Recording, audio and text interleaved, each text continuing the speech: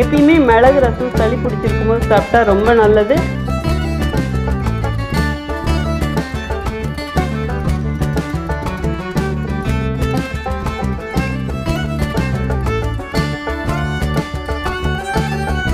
Hi friends, welcome to Cook with Sangeetha. இன்னைக்கு நம்ம பார்க்க போறது மிளகு ரசமும் அதுக்கு தொட்டுக்க சிம்பிளா ஒரு துவையலும் செஞ்சு காட்ட போறேன். ஆமாங்க, இப்ப அடிக்கிற மழைக்கு இந்த மிளகு ரசம் வச்சு சாப்பிட்டா அவ்வளவு சுவையா இருக்கும். உடம்புக்கு ரொம்ப நல்லது. தொண்டை வலி, நெஞ்சு சளி இந்த மாதிரி இருக்க டைம்ல இந்த ரசத்தை வச்சு சாப்பிட்டீங்கன்னா அவ்வளவு சூப்பரா கேட்கும். ரொம்ப ரொம்ப சிம்பிள் தான் மிளகு ரசம் வைக்கிறது. ஆனா இந்த மிளகு ரசத்துக்கு எல்லா ரசத்துக்கும் அரைக்கிற மாதிரி மிளகு சீரகம் அரைக்க கூடாது. எந்த அளவுல மிளகு போடணும், எந்த அளவுல சீரகம் போடணும் அப்படிங்கறதெல்லாம் டேஸ்டே இருக்கு. இவ்வளவு சுவையான இந்த மிளகு ரசத்தை சுட சுட சாதத்துல நல்லா போட்டு குழச்சி சாப்பிடும் போது கூட தொட்டுக்க ஒரு துவையல் இருந்தா எப்படி இருக்கும். இவ்வளவு சுவையான இந்த மிளகு ரசத்தையும் துவையலையும் உங்களுக்கு எளிமையான முறையில சங்கீதா ஸ்டைல செஞ்சு காட்ட போறேன். நம்ம சேனலை யாரெல்லாம் இன்னும் சப்ஸ்கிரைப் பண்ணலையோ சப்ஸ்கிரைப் பண்ணுங்க. ப்ளீஸ் கீழே இருக்கிற பெல் பட்டன்ல மறக்காம ஆள் கொடுங்க. அப்பதான் நான் போற வீடியோ உங்களுக்கு உடனே வரும். வாங்க இப்ப எப்படி செய்யறதுன்னு பார்க்கலாம். இப்போ மிளகு ரசத்துக்கு தேவையானதை அரைச்சிக்கலாம். ஒரு மிக்சி ஜார் எடுத்துக்கோங்க. 2 டீஸ்பூன் மிளகு எடுத்திருக்கேன், அதுவும் இதிலே போட்டுக்கலாம். இது மிளகு ரசம், அதனால மிளகு அதிகமா இருக்கணும். பாருங்க, அளவு இந்த டீஸ்பூன்ல தான் நான் 2 எடுத்திருக்கேன். அதே டீஸ்பூன்லயே 1/2 டீஸ்பூன் ஜீரகம் போட்டுக்கோங்க. நான் அளவு என்ன சொன்னோம், மிளகும் ஜீரகமும் இதே மாதிரி தான் இருக்கணும். யூஸ்வலா நம்ம எப்படி போடுவோம், மிளகு 2 டீஸ்பூன்னா 1 டீஸ்பூன் ஜீரகம் போடுவோம். இந்த மிளகு ரசத்தை பொறுத்த வரைக்கும் ஜீரகம் ரொம்ப கம்மியா இருக்கணும். 2 டீஸ்பூன் மிளகு, 1/2 டீஸ்பூன் ஜீரகம். காஞ்ச மிளகாய் 2 போட்டுக்கலாம். நீங்க உங்க காரத்துக்கு ஏற்ப போட்டுக்கோங்க. நான் இப்ப செய்யறது மீடியம் காரமா இருக்கும். பாருங்க, ரசத்தை பொறுத்த வரைக்கும் பெருங்காயம் ரொம்ப முக்கியம். அதுவும் பெருங்காயம் போடும் போது கட்டி பெருங்காயம் போட்டீங்கன்னா அவ்வளோ ருசியா இருக்கும். நீங்க ஒரு வாட்டி ட்ரை பண்ணி பாருங்க, கண்டிப்பா அதோட டிஃபரன்ஸ் உங்களுக்கு தெரியும். இந்த சைஸுக்கு நான் கட்டி பெருங்காயம் எடுத்துக்கிட்டேன். சப்போஸ் உங்ககிட்ட கட்டி பெருங்காயம் இல்லைன்னா தூள் பெருங்காயம் 1 டீஸ்பூன் போட்டுக்கோங்க. நான் எப்பயுமே ரசத்துக்கு பெருங்காயம் கொஞ்சம் அதிகமா போடுவேன். இந்த அளவுக்கு போடும்போது தான் டேஸ்ட் சூப்பரா இருக்கும். இப்போ இந்த பெருங்காயத்தையும் மிக்சி ஜார்லயே போட்டுக்கலாம். இப்போ இந்த பொருட்களை மட்டும் கொரகொரப்பா அரைச்சி எடுத்துட்டு வந்துடுறேன். பாருங்க, இந்த மாதிரி கொரகொரப்பா அரைச்சி எடுத்துக்கணும். பாருங்க, அங்கங்க அப்படியே கட்டி கட்டியா தெரியுதுல்ல, இந்த மாதிரி இருக்கணும். இப்போ இதோட இந்த சைஸுக்கு 2 கட்டி பூண்டு எடுத்துக்கோங்க. 2 கட்டி பூண்டியும் இந்த மாதிரி உதித்துட்டு அதை நல்லா வாஷ் பண்ணி எடுத்திருக்கேன். நான் பூண்டை தோலோட தான் எடுத்திருக்கேன். உங்களுக்கு தோலோடு போறதுக்கு பிடிக்கலனா நீங்க தோல் எடுத்துக்கலாம். என்னை பொறுத்த வரைக்கும் தோலோட போட்டால் தான் டேஸ்ட் நல்லா இருக்குன்னு நினைப்பேன். இப்போ இந்த பூண்டியும் இதிலே போட்டுக்கலாம். நான் 2 கட்டி சொன்னேன், அதே அளவு போடுங்க, அப்பதான் ருசி நல்லா இருக்கும். பூண்டு அரைக்கிறது ரொம்ப முக்கியம். கொரகொரப்பா தான் அரைக்கணும். இதை அடுத்த ஸ்டேஜுக்கு நீங்க அரைச்சிட்டீங்கன்னா, அதாவது நைஸா அரைச்சிட்டீங்கன்னா அதுல அப்படியே பிரியாணி மனம் மாதிரி வரும். பல்ஸ்ல வச்சு ஃபர்ஸ்ட் ஒரு வாட்டி விடுங்க, அப்புறம் பாருங்க 2வது வாட்டி விடுங்க, 3வது வாட்டி விடுங்க. நீங்க 3 வாட்டி விடும் போதும் கரெக்டா இருக்கும். இப்போ இதை கொரகொரப்பா அரைச்சி எடுத்துட்டு வந்து காட்டுறேங்க. பாருங்க, இந்த மாதிரி அரைச்சி எடுத்துக்கணும். இப்போ உங்களுக்கு காட்டுறேன் பாருங்க. பாருங்க, அங்கங்க கட்டி கட்டியா இருக்கு. இந்த மாதிரி இருக்கணும். பூண்டு பூரா நைஸா மையக்கூடாது.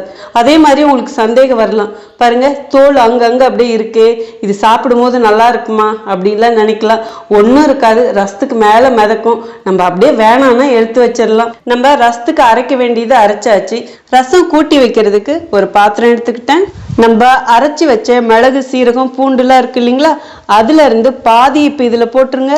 என்னோட ஸ்டைல் எப்பயுமே இப்படிதான். இதுல பாதி போட்டுட்டேன்.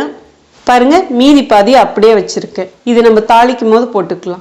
பழமா 2 தக்காளி எடுத்து அதை 4ஆ கட் பண்ணி வச்சிருக்கேன். அதுவும் இதிலே போட்டுக்கலாம். எந்த அளவுக்கு நமக்கு ரசம் தேவைப்படுதோ அதுக்கு தகுந்த மாதிரி தக்காளி, புளிலாம் எடுத்துக்கணும்.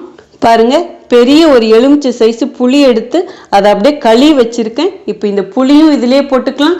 நீங்க புளியை இப்படியே வேணாலும் போட்டுக்கலாம். அப்படி இல்லைன்னா புளி தண்ணியா கரைச்சி வேணாலும் போட்டுக்கலாம். பட் எனக்கு இப்படிதான் பிடிக்கும். உப்பு தேவையான அளவு போட்டுக்கலாம். நான் 1 டீஸ்பூன் போடுறேன். கல்லுப்பு போட்டிங்கன்னா சுருன்னு டேஸ்ட் நல்லா இருக்கும். கருவேப்பிலை கொஞ்சம் காம்போட எடுத்து அப்படியே போட்டுக்கலாம். இந்த மாதிரி போடும்போதும் ரொம்ப டேஸ்டா இருக்கும். அந்த காம்புல இருந்து வர வாசம் அவ்வளோ சூப்பரா இருக்கும். கொத்தமல்லி தழை கொஞ்சம் காம்போட இருக்கிற மாதிரி எடுத்துக்கோங்க. இதை அப்படியே 2-3 பிச்சு போட்டுருங்க. இந்த கொத்தமல்லி தலையை கத்தியில கட் பண்ணக்கூடாது, கையில தான் பிச்சு போடணும். 1/2 டீஸ்பூன் மஞ்சள் பொடி போட்டுக்கலாம், 1/4 டீஸ்பூன் வெறும் மிளகாய் பொடி போட்டுக்கலாம். இந்த மிளகாய் பொடி போடுறது ரொம்ப கம்மியா போடணும், அதாவது ஒரு சிட்டிகை இல்லைன்னா 1/4 டீஸ்பூன். மிளகு ரசத்தை பொறுத்த வரைக்கும் தக்காளி கம்மியா இருக்கணும், புளி அதிகமா இருக்கணும். இப்போ இந்த ரசம் கரைக்கிறதுக்கு கொஞ்சமா தண்ணி விடலாம்.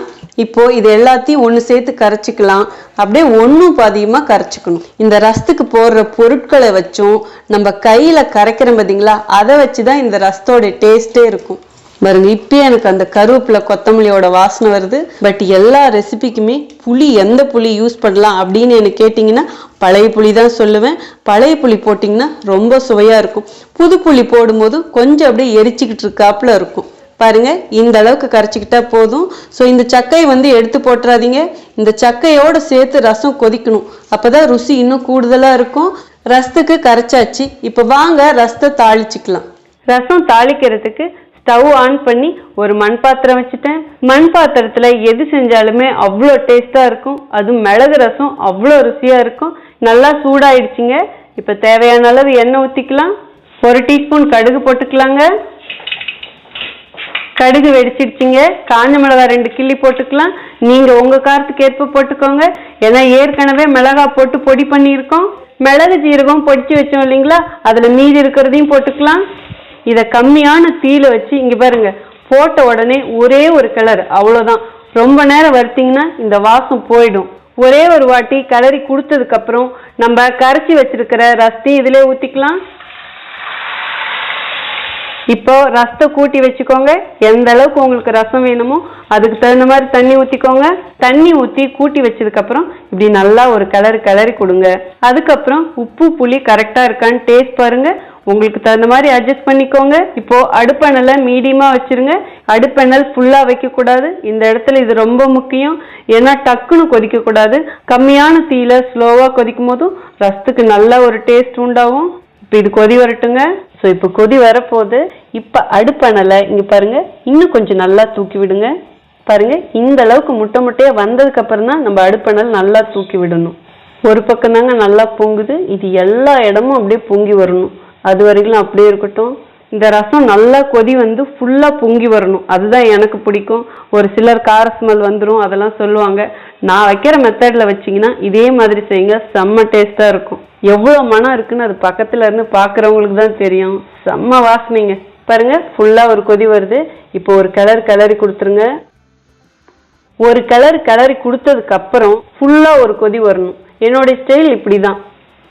கிளறி கொடுத்ததுக்கப்புறம் ஃபுல்லாக ஒரு கொதி வருது. இப்போ ஸ்டவ் ஆஃப் பண்ணிவிடுங்க. இதுக்கு கடைசியாக இன்னும் கொஞ்சம் ருசி விட்ட, அதாவது நெஞ்சில் இருக்கிற சளியெல்லாம் வரணும்னா லாஸ்ட்டாக மேலே 1 டீஸ்பூன் நல்லெண்ணெய் விடுங்க. இது ஆப்ஷனல் தான், விருப்பப்பட்டால் அப்படி செய்யலாம், இல்லைன்னா பரவாயில்ல. பட் சுவை மனம் இன்னும் கூடும், அதே மாதிரி கோல்டுக்கும் நல்லா கேட்கும். இப்போ இங்கே பாருங்கள், இது சும்மா லைட்டாக ஒரு கலர், அவ்வளோதான். சூப்பராக நம்ம மிளகு ரசம் ரெடி ஆயிடுச்சு.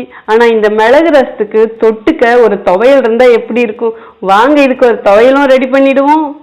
இப்போ ரசத்துக்கு தொட்டுக்க நம்ம உளுத்தம் பருப்பு துவையல் செஞ்சுக்கலாம். அதுக்கு ஸ்டவ் ஆன் பண்ணி ஒரு பேன் வச்சுட்டேன். 2 டேபிள் ஸ்பூன் உளுத்தம் பருப்பு போட்டுக்கலாம். கடலைப்பருப்பு 2 டேபிள் ஸ்பூன் போட்டுக்கலாம்.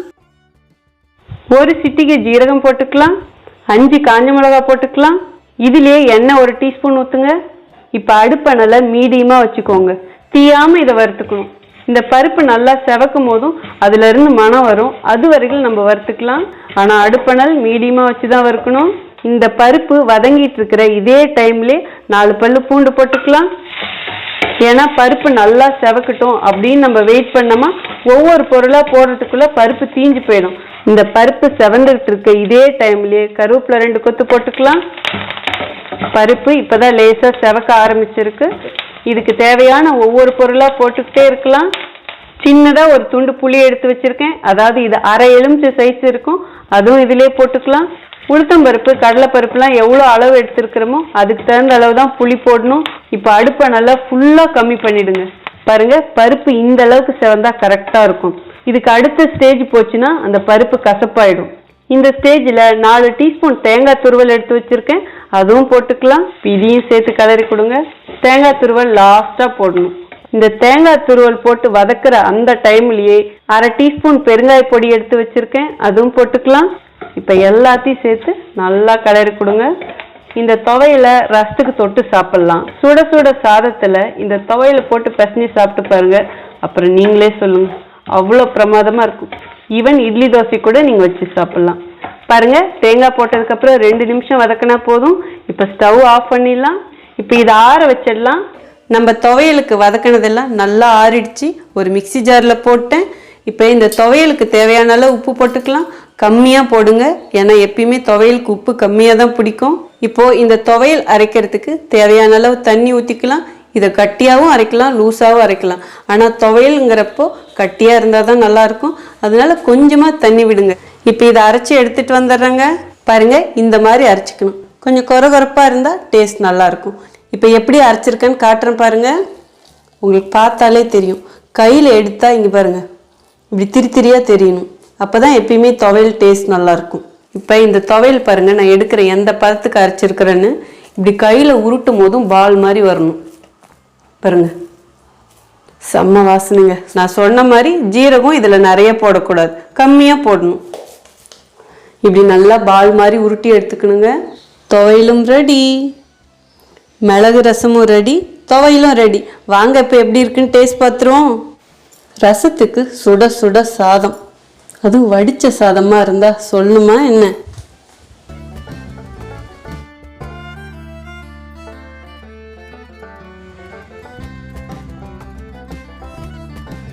இந்த மழைக்கு இந்த மாதிரி மிளகு ரசம் இருந்தால் சொல்லவா வேணும். தொட்டுக்கு துவையலும் இப்போ எடுத்துக்கலாம். எல்லாமே ரெடியாக இருக்குது. இப்போ எப்படி இருக்குன்னு சாப்பிட்டு காமிச்சிடுறேன். ஃபஸ்ட்டு துவையில வெறுமனே சாப்பிட்டு காமிக்கிறேன். எனக்கு ரொம்ப பிடிக்கும் இந்த துவையல். ஆஹா, செம்மையாக இருக்குது. அந்த புளிப்பு, தேங்காய், அந்த பருப்புக்கு ஒரு மனம் இருக்குது பாருங்கள், அவ்வளோ இருக்குது. புளிப்பு கச்சிதமாக இருக்குது. எனக்கு இந்த துவையலும் பாருங்க, இந்த சாதம் இருக்குல்ல, இது ரெண்டும் இப்படியே சேர்த்து பிசைஞ்சிட்டு சாப்பிட்டா அவ்வளோ பிரமாதமாக இருக்கும். இப்போ அப்படி சாப்பிட்டு காமிக்கிறேன் பாருங்க. ஆக்சுவலாக ஒன்றுமே வேணாம், இந்த துவையலும் சாதமும் இருந்தால் போதும், அவ்வளோ ருசியாக சாப்பிட்லாம். சுட சுட சாதத்தில் இந்த துவையல் போட்டு சாப்பிடும் போதும் அவ்வளோ ருசியாக இருக்கும். அப்பா, சரியான டேஸ்ட்டுங்க, சொன்னால் புரியாது. கண்டிப்பாக என்னை ஃபாலோ பண்ணுறவங்க நீங்கள் இது செஞ்சு பார்ப்பீங்க. பட் செஞ்சு பார்த்துட்டு நல்லா இருந்தால் ப்ளீஸ் நீங்களே எனக்கு கமெண்ட் பாக்ஸில் சொல்லுங்கள், நீ சொன்னது உண்மைதான்ட்டு. ரொம்ப ரொம்ப சிம்பிளாக ஒரு லஞ்சு செய்யணும் அப்படின்னு நினச்சிங்கன்னா கண்டிப்பாக இதை ட்ரை பண்ணலாம். ரொம்ப சிம்பிள் தான். ஒரு சாதம், ஒரு பக்கம் ரசம், அப்படியே துவையல், ஈஸியாக செஞ்சிடலாம். பட் மனசுக்கு திருப்தியாக அவ்வளோ அருமையாக சாப்பிட்லாம். நீங்கள் எந்த நாட்டில் எந்த ஊரில் இருந்தாலும் நம்ம வீட்டில் சாப்பிட்டா அதே ருசி கிடைக்கும். இந்த மிளகு ரசத்தோடைய சுவை அந்த மாதிரி இருக்கும். இப்போ சாதத்தையும் ரசத்தையும் ஒன்றா கூட்டி பிசைஞ்சிடுவோம். நான் இதெல்லாம் தனியாக எடுத்து வைக்க மாட்டேங்க, எல்லாம் சேர்த்து தான் பிசைஞ்சுவேன். ஏன்னா அதோடு பிசைஞ்சு சாப்பிடும்போது தான் அது சுவை கூடுதலாக இருக்கும். இப்போது மிளகு ரசமும் எப்படி இருக்குன்னு சொல்லிட்டு உங்களுக்கு சொல்லிடுறேன். ஓ மை காட், சரியான டேஸ்ட்டுங்க. இந்த பெருங்காய மனம், மிளகு மனம் அவ்வளோ சூப்பராக இருக்குது. ஜீரகம் நம்ம கம்மியாக தான் போட்டோம், ஜீரகத்தோட வாசனை மைல்டாக இருக்குது. இப்போ இங்கே பாருங்கள், இந்த துவையலும் இந்த மிளகு ரசம் சாதம் எல்லாத்தையும் ஒன்று சேர்த்து இங்கே பாருங்க, இதையும் சாப்பிட்டு பார்த்துருவோம். ஆஹா, பிரமாதங்க. இந்த ரசத்துக்குன்னே பிறந்தது இந்த துவையல். அவ்வளோ சூப்பராக இருக்குது காம்பினேஷன். செஞ்சு பாருங்கள். ரசத்துக்கு நான் என்ன சொன்னனோ அதை அப்படியே ஃபாலோ பண்ணுங்கள். ரெகுலராக என்னை ஃபாலோ பண்ணுறவங்களுக்கு நல்லாவே தெரியும், நான் ரசம் வைக்கிற மெத்தட் இப்படி தான். ஆனால் ஒவ்வொரு ரசத்துக்கும் அந்த ஃப்ளேவர் என்னவோ அதுக்கு தகுந்த மாதிரி பொருட்கள் மட்டும் மாறும். இந்த மிளகு ரசம் இந்த மழைக்கு ரொம்ப இதமாக இருக்கும். நெஞ்சுள்ள இருக்கிற சளியெல்லாம் நல்லா எடுத்துரும். ஏன்னா இதில் நிறைய மிளகு போட்டிருக்கோம், பூண்டு போட்டிருக்கிறோம். தொண்டைக்கு இதமாக இருக்கும். நீங்கள் இது சாதத்தில் மட்டும்தான் பிசைஞ்சு சாப்பிடணும்னு கிடையாது. இந்த ரசத்தை சுட சுட குடிச்சு பாருங்கள், தொண்டைக்கு இதமாக அவ்வளோ நல்லாயிருக்கும். ஈவன் நீங்கள் சளி பிடிச்சிருக்கப்ப கூட இதே மாதிரியே ட்ரை பண்ணி பாருங்கள். இந்த மழை டைமில் ரொம்ப சிம்பிளாகவும் இருக்கணும், ஆனால் எனக்கு ருசியாகவும் இருக்கணும் அப்படின்னு நீங்கள் நினச்சிங்கன்னா கண்டிப்பாக இதை ட்ரை பண்ணி பாருங்கள். ஸோ இந்த சிம்பிளான லஞ்ச் மெனு உங்களுக்கும் பிடிச்சிருக்கும் நான் நம்புகிறேன். ஸோ நீங்களும் செஞ்சு பார்த்துட்டு எப்படி இருக்குன்னு சொல்லிட்டு கமெண்ட் பாக்ஸில் சொல்லுங்கள். உங்களுக்கு இந்த ரெசிபி பிடிச்சதுன்னா ப்ளீஸ் மறக்காமல் ஃபஸ்ட்டு ஒரு லைக் கொடுத்துருங்க. அதாவது இந்த சங்கீதா பிள்ளை சூப்பராக செஞ்சு காமிச்சிருக்கா, அதே மாதிரி நாமளும் செஞ்சு பார்க்கணுன்னு உங்களுக்கு தோணுச்சுன்னா உங்கள் ஃப்ரெண்ட்ஸ் அண்ட் ஃபேமிலிக்கு ஷேர் பண்ணுங்கள். ஈவன் இந்த ரெசிபியை நீங்கள் ட்ரை பண்ணி பார்த்துட்டு உங்களுக்கு பிடிச்சதுன்னா உங்கள் ஃப்ரெண்ட்ஸ் அண்ட் ஃபேமிலிக்கு ஷேர் பண்ணுங்கள். நீங்கள் இது வரைக்கும் எனக்கு கொடுத்துட்ருக்க ஆதரவுக்கு ரொம்ப ரொம்ப நன்றி. உங்களுக்கு என்ன ரெசிபி வேணுமோ ப்ளீஸ் அதுவும் கமெண்ட் பாக்ஸில் சொல்லுங்கள். இதே மாதிரி அடுத்த ஒரு ஸ்பெஷல் வீடியோவில் உங்களை சந்திக்கிறேன். Until then, see you. Bye bye. Love you all.